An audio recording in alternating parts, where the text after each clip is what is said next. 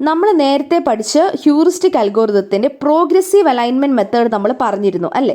So progressive alignment മെത്തേഡിൽ നമ്മൾ ചെയ്യുന്നത് എന്താണ്, നമ്മൾ ആദ്യമേ ഒരു സീക്വൻസ് എടുക്കും. ഓക്കെ, ഒരു സീക്വൻസിനെയും വേറൊരു സീക്വൻസും തമ്മിൽ നമ്മൾ ഗ്ലോബൽ അലൈൻമെൻറ്റ് ചെയ്യും. പ്രോഗ്രസീവിനകത്ത് നടക്കുന്നത് ഗ്ലോബൽ അലൈൻമെൻറ്റ് ആണ്. ഓക്കെ, സോ ഇപ്പോൾ നീഡിൽമാൻ മഞ്ച് പോലുള്ള അൽഗോരിതംസ് യൂസ് ചെയ്ത് നമ്മൾ ഗ്ലോബൽ അലൈൻമെൻറ്റ് ചെയ്യുന്നു. എന്നിട്ട് ഗ്ലോബൽ അലൈൻമെൻറ്റ് ചെയ്തിട്ട് അഗൈൻ ഇത് മൾട്ടിപ്പിൾ സീക്വൻസ് അലൈൻമെൻറ്റിൻ്റെ കാര്യമാണ് പറയുന്നത്. അപ്പോൾ ആദ്യത്തെ 2 സീക്വൻസ് എടുത്ത് ഗ്ലോബൽ അലൈൻമെൻറ്റ് ചെയ്ത് നമ്മൾ സബ്സ്റ്റിറ്റ്യൂഷൻ മെട്രിക്സ് യൂസ് ചെയ്യുവാണ്. സബ്സ്റ്റിറ്റ്യൂഷൻ മെട്രിക്സ് എന്ന് പറയുമ്പോൾ തന്നെ ഒന്നെങ്കിൽ ഐഡൻറ്റിറ്റി അല്ലെങ്കിൽ സിമിലാരിറ്റി സ്കോഴ്സ് ആണ് ഇവിടെ നമ്മൾ എടുക്കുന്നത്. എന്നിട്ട് അതിനനുസരിച്ച് നമ്മൾ ഡിസ്റ്റൻസ് സ്കോഴ്സ് കാൽക്കുലേറ്റ് ചെയ്തിട്ട് ഒരു ഫൈലോജനിക് ട്രീ ക്രിയേറ്റ് ചെയ്യുവാണ് ചെയ്യുന്നത്. എന്നിട്ട് ഈ ഒരു ഫൈലോജനിക് ട്രീ കൺസ്ട്രക്ട് ചെയ്തിട്ട് ആ ഒരു ഫൈലോജനിക് ട്രീയുടെ റീഅലൈൻമെൻറ്റ് ചെയ്യുമ്പോൾ നമ്മൾ ഗൈഡ് ട്രീന്ന് നമുക്ക് കിട്ടും. ഈ ഒരു ഗൈഡ് ട്രീനെ നമ്മൾ അനലൈസ് ചെയ്തിട്ട് നമുക്ക് അടുത്ത സീക്വൻസസിനെ ആഡ് ചെയ്ത് ഇവരെ അലൈൻ ചെയ്യാനായിട്ട് സാധിക്കും. സോ ഇവരെ അലൈൻ ചെയ്യുന്നത് എങ്ങനെയാണ്, ഡൈനാമിക് പ്രോഗ്രാം യൂസ് ചെയ്തിട്ടാണ്. ഇതെന്തിനാണ് ഞാനിപ്പോൾ ഇത്രയും പറഞ്ഞതെന്ന് വെച്ച് കഴിഞ്ഞാൽ നെക്സ്റ്റ് നമ്മൾ നോക്കാൻ പോകുന്ന ടോപ്പിക്ക് ക്ലസ്റ്റലാണ്. സോ ക്ലസ്റ്റൽ എന്ന് പറയുന്നത് മൾട്ടിപ്പിൾ അലൈൻമെൻറ്റിനകത്തുള്ള ഒരു പ്രോഗ്രസീവ് മെത്തേഡാണ്, പ്രോഗ്രസീവ് പ്രോഗ്രാമിംഗ് മെത്തേഡാണ് ക്ലസ്റ്റൽ എന്ന് പറയുന്നത്. സോ ക്ലസ്റ്റൽ അഗൈൻ നമുക്കൊരു സ്റ്റാൻഡ് അലോൺ പ്രോഗ്രാമാണ്. അത് യൂണിക്സിലൊക്കെ റൺ ചെയ്തതാണ്. അപ്പോൾ നമുക്ക് ക്ലസ്റ്റലിന് 2 വേരിയൻസ് ആണുള്ളത്, ക്ലസ്റ്റൽ ഡബ്ല്യൂവും ക്ലസ്റ്റൽ എക്സും. സോ ഡബ്ല്യു എന്ന് പറയുന്നത് ടെക്സ്റ്റ് ബേസ് ഇൻ്റർഫേസ് ആണ്, എക്സ് എന്ന് പറയുന്നത് യൂസർ ഫ്രണ്ട്ലി ആയിട്ടുള്ള ഇൻ്റർഫേസ് പ്രൊവൈഡ് ചെയ്യുകയാണ് ചെയ്യുന്നത്. ക്ലസ്റ്റലിൻ്റെ വർക്കിംഗ് നമുക്ക് വളരെ ബ്യൂട്ടിഫുൾ ആയിട്ടൊരു ഡയഗ്രമാറ്റിക് റെപ്രസെൻറ്റേഷൻ നമുക്കിവിടെ കൊടുത്തിട്ടുണ്ട്. അതെന്താണെന്ന് നമുക്ക് നോക്കാം. ഇവിടെ നമുക്ക് 5 സീക്വൻസസ് ഉണ്ടെന്ന് വിചാരിക്കാം, A B C D E. So ഇതിനെ ഞാൻ ഇൻഡിവിജ്വൽ പെയർ വൈസ് അലൈൻമെൻറ്റ് ചെയ്യുവാണ്. സോ പെയർ വൈസ് അലൈൻമെൻറ്റ് ഞാൻ ചെയ്ത് ഞാനൊരു ഡിസ്റ്റൻസ് മെട്രിക്സ് ഞാനിവിടെ ക്രിയേറ്റ് ചെയ്യുവാണ് ചെയ്തിരിക്കുന്നത്. ഡിസ്റ്റൻസ് മെട്രിക്സോ സ്കോറിംഗ് മെട്രിക്സോ സിമിലാരിറ്റി മെട്രിക്സോ ഐഡൻറ്റിറ്റി എന്താണെന്ന് വെച്ചാൽ നിങ്ങൾക്ക് ചെയ്യാം. അപ്പോൾ ഇവിടെ ഞാൻ ചൂസ് ചെയ്തിരിക്കുന്നത് ഡിസ്റ്റൻസ് മെട്രിക്സ് ആണ്. ഓക്കെ, ഞാനപ്പോൾ എനിക്ക് ഇത്രയും കിട്ടി. ഇനി ഞാൻ എന്താണ് ചെയ്യുന്നത്, എനിക്ക് ക്ലോസ് ആയിട്ടുള്ള ബേസിസിനെ അല്ലെങ്കിൽ ക്ലോസ് ആയിട്ടുള്ള സീക്വൻസസിനെ ഞാൻ ഒരുമിച്ച് എടുക്കുകയാണ് ചെയ്യുന്നത്, ഒരുമിച്ച് പെയർ ചെയ്യുവാണ് ചെയ്യുന്നത്. ഓക്കെ, അപ്പം ഇവിടെ എനിക്ക് എയും ബിയും ക്ലോസസ്റ്റ് ആണ്, സിയും ഡിയും ക്ലോസസ്റ്റ് ആണ്. ഓക്കെ, സോ എ ബി എനിക്കൊരു സെറ്റാണ്, സി ഡി എനിക്ക് അടുത്ത സെറ്റാണ്. ഇനി ഇവരെ വെച്ചേച്ച് ഞാൻ എന്താണ് ചെയ്യുന്നത്, ഞാനൊരു ഫൈലോജനിക് ട്രീ ക്രിയേറ്റീവാണ്, അല്ല എന്നുണ്ടെങ്കിൽ കുറച്ചുകൂടെ സ്ട്രക്ചേർഡ് ആയിട്ട് ഞാനൊരു ഗൈഡ് ട്രീ ക്രിയേറ്റീവാണ് ചെയ്യുന്നത്. അപ്പോൾ ഗൈഡ് ട്രീ ക്രിയേറ്റ് ചെയ്യുമ്പോഴത്തേനും എന്താണ് അവിടെ സംഭവിക്കുന്നത്, നമ്മളിവിടെ അവർ തമ്മിൽ റിലേഷൻസിനെ നമ്മളിവിടെ എടുത്ത് എഴുതുകയാണ് ചെയ്യുന്നത്. അതായത് എയും ബിയും എൻ്റെ ഒരു പെയറാണ്, സിയും ഡിയും എൻ്റെ ഒരു പെയറാണ്. ഇനി അടുത്ത് ഇവരെ രണ്ടുപേരും ഞാൻ കമ്പയർ ചെയ്യും and then finally it is been compared to E എന്നുള്ളൊരു രീതിയിൽ ഞാനൊരു ഗൈഡ് ട്രീനെ കാൽക്കുലേറ്റ് ചെയ്തെടുക്കുകയാണ് ചെയ്യുന്നത്.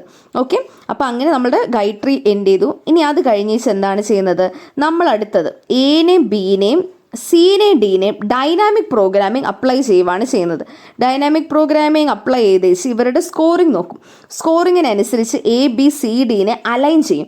സോ ഇപ്പം എ കോമ ബി എന്നുള്ളത് എ ബി ആവും, അതായത് ഒരു സീക്വൻസ് ആയിട്ട് നമ്മൾ അവരെ അലൈൻ ചെയ്യും. സി കോമ ഡി എന്നുള്ളത് സി ഡി ആവും, എഗെയിൻ അടുത്തൊരു സീക്വൻസിന് നമ്മൾ അലൈൻ ചെയ്യും. എന്നിട്ട് ഇവരെ രണ്ടുപേരെയും എഗെയിൻ. അപ്പം നമുക്കിനിയിപ്പോൾ എന്താണുള്ളത്, എ കോമ ബി എന്ന് പറയുന്നത് എ ബി ആയി അല്ലേ. നമുക്ക് 5 സീക്വൻസ് എന്ന് പറയുന്നത് നമുക്ക് 3 സീക്വൻസ് ആയിട്ട് ഇതിനെ ചുരുങ്ങിയിട്ടുണ്ട്, സി ഡി ഐ.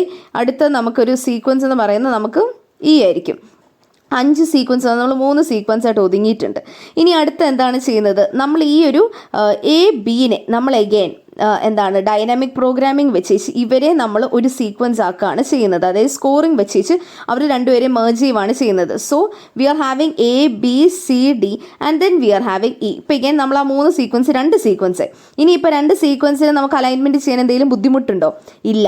അപ്പോൾ മൾട്ടിപ്പിൾ സീക്വൻസിൽ എങ്ങനെയാണ് ചെയ്യുന്നത്, നമ്മൾ പ്രോഗ്രസീവ് മെത്തേഡിൽ നമ്മൾ എങ്ങനെയാണ് ചെയ്യുന്നത്, നമ്മൾ ആദ്യമേ നമ്മൾ ഒരു അല്ലെങ്കിൽ ഒരു പെയർ വൈസ് ആയിട്ടുള്ള സീക്വൻസിന് നമ്മൾ എടുക്കുന്നു. എന്നിട്ട് നമ്മൾ വീണ്ടും പെയർ വൈസ് ആയിട്ടുള്ളത് കണ്ടുപിടിച്ച് അവരെ തമ്മിൽ ലിങ്ക് ചെയ്യുന്നു. എന്നിട്ട് ഫൈനലി നമ്മൾ പെയർ വൈസ് അലൈൻമെൻറ്റ് ചെയ്യുകയാണ് ചെയ്യുന്നത്.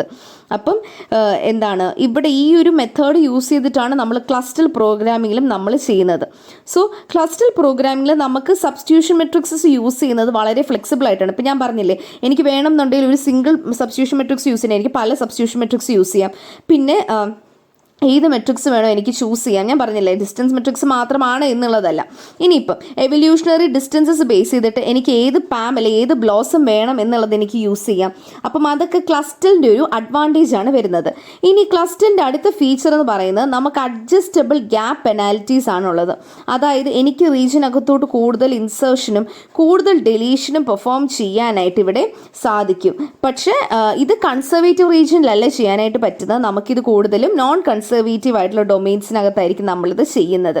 ഇനി അതുപോലെ തന്നെ നമുക്ക് ക്ലസ്റ്ററിനകത്ത് കാണാനുള്ള വേറൊരു സംഭവം എന്താണെന്ന് വെച്ച് കഴിഞ്ഞാൽ വെയ്റ്റഡ് സ്കീം യൂസ് ചെയ്യും. സോ വെയ്റ്റഡ് സ്കീം ഉള്ളതുകൊണ്ട് തന്നെ നമുക്ക് അലൈൻമെൻറ്റിൻ്റെ ഡൈവേർജൻസ് സീക്വൻസ് ഒക്കെ നമുക്ക് ലൈക്ക് അതിലുള്ള അത് നമുക്ക് കൂടുതൽ ഫോക്കസ് ചെയ്യാൻ അതിൻ്റെ റിലയബിലിറ്റി ഇൻക്രീസ് ചെയ്യാനുമൊക്കെ സാധിക്കും.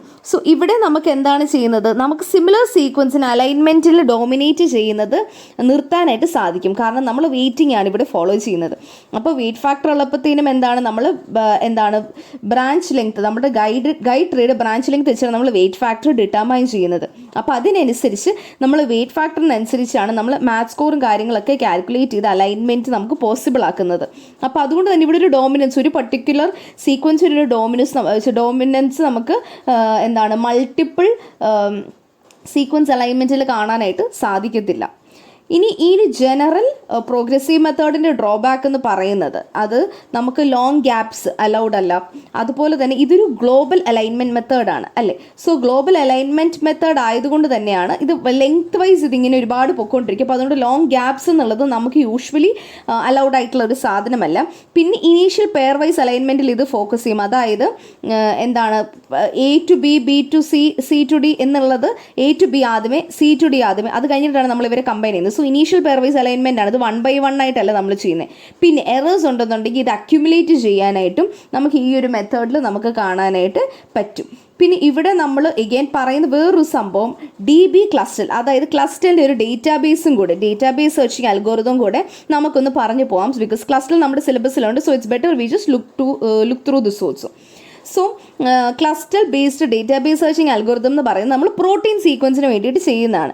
ആൻഡ് DB ക്ലസ്റ്ററിനകത്ത് നമുക്ക് both local as well as global alignment features possible ആണ്. ഇവിടെ നമ്മൾ എന്താണ് ചെയ്യുന്നതെന്ന് വെച്ച് കഴിഞ്ഞാൽ നമ്മൾ കൺസർവേറ്റീവ് ആയിട്ടുള്ള റീജിയൻസിനെ നമ്മൾ ആങ്കർ പോയിന്റ്സ് എന്ന് പറയും. ഓക്കെ, ഇപ്പം അത് വെച്ചിട്ട് നമ്മൾ വെയ്റ്റഡ് ഇത് കൊടുക്കുന്നത് ആങ്കർ പോയിന്റ്സ് യൂസ് ചെയ്തിട്ടാണ്.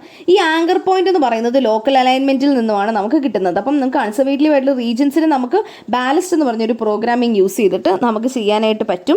അത് കഴിഞ്ഞിട്ട് നമ്മൾ ആങ്കർ പോയിന്റ്സ്, അതായത് ലോക്കൽ അലൈൻമെൻറ്റിനെ ബേസ് ചെയ്തുള്ള ആങ്കർ പോയിന്റ്സ് വെച്ചിട്ട് നമ്മൾ ഇവിടെ ഇപ്പം ബേസിക്കലി എന്താണ് ക്ലസ്റ്ററിൽ ഒരു ഗ്ലോബൽ അലൈൻമെൻറ്റ് മൾട്ടിപ്പിൾ സീക്വൻസ് അൽഗോരിതമാണ്, അല്ലെങ്കിൽ അതിൻ്റെ അലൈൻമെൻറ്റിനായിട്ട് യൂസ് ചെയ്യുന്ന ഒരു അൽഗോരിതമാണ്. അപ്പം അതിനകത്ത് നമ്മൾ ആങ്കർ പോയിന്റ്സ് കൊണ്ടുവരുമ്പോഴത്തേനും ഉള്ള ബെനിഫിറ്റ് എന്താണെന്ന് വെച്ചാൽ നമ്മൾ ലോക്കൽ അലൈൻമെൻറ്റും കൂടി ഇവിടെ പ്രിഫർ ചെയ്യുന്നുണ്ട്. പിടികിട്ടിയോ? അപ്പോൾ DB ക്ലസ്റ്ററിനകത്ത് local and global alignment possible ആണ്. Local alignment anchor points use ചെയ്ത് ചെയ്യുന്നു എന്ന്. അപ്പം ഇങ്ങനെ ഗ്ലോബൽ അലൈൻമെൻറ്റിനാൽ കോഴ്സ് ചെയ്ത് എറേഴ്സിനെ മിനിമൈസ് ചെയ്യും.